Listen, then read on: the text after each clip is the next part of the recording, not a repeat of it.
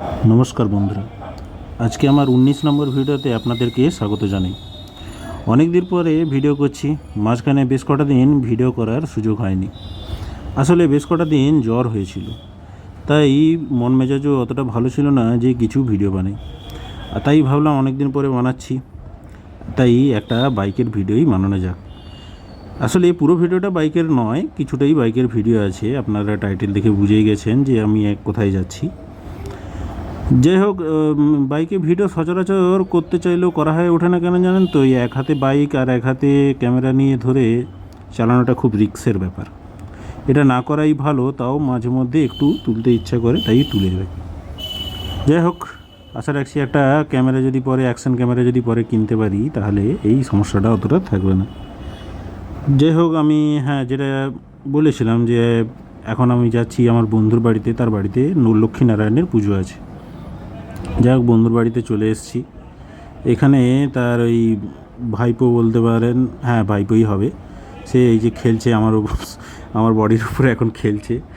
এখানে একজন বন্ধুর কাঁধ টিপছে, এইসবই চলে আর কি। যাই হোক, ওখানে পুজোর প্রস্তুতি চলছে আর আমরা এখানে এইসবই করে বেড়াচ্ছি। যাই হোক, তারপর পুজো শুরু হয়ে গেছে।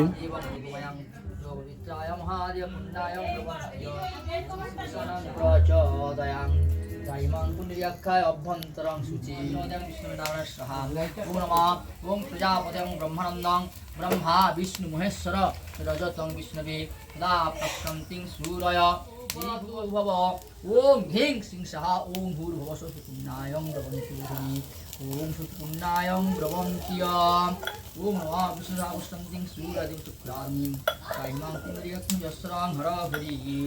এইসব পুজোয় যজ্ঞের ভিডিও করতে বেশ ভালোই লাগে, তাই ভাবলাম এই যজ্ঞতে একটু স্লো মোশন ভিডিও বানানো যাক। কেমন লাগছে আপনারা নিশ্চয়ই কমেন্টে জানাবেন। এরকম স্লো মোশনের মজাটাই আলাদা, যখন আগুনের স্লো মোশন তোলা হয়।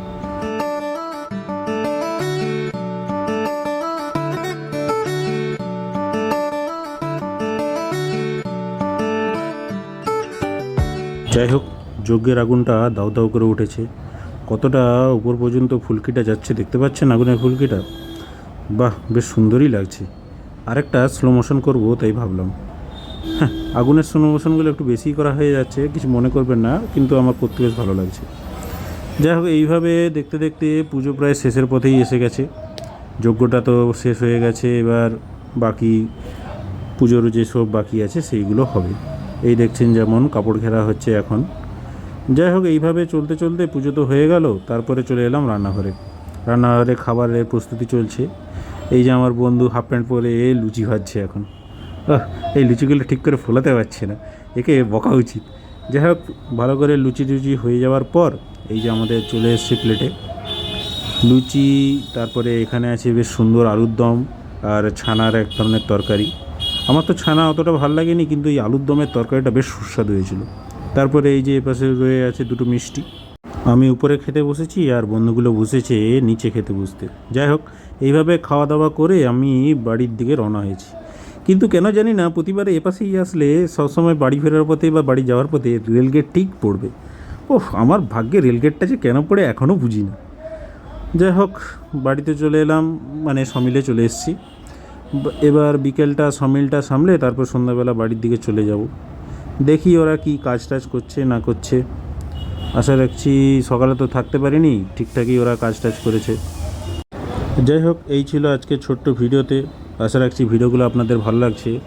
ভালো লাগলে লাইক, শেয়ার, কমেন্ট করতে ভুলবেন না। আর সাবস্ক্রাইব করে যাবেন। সাবস্ক্রাইব করলে আমার বাড়তেও সুবিধা হয়, আমার ইউটিউব চ্যানেলটা বাড়তে খুব সুবিধা হয়। যাই হোক, সবাই ভালো থাকবেন সবাইকে। আর গুড নাইট, টাটা, ভালো থাকবেন সবাই।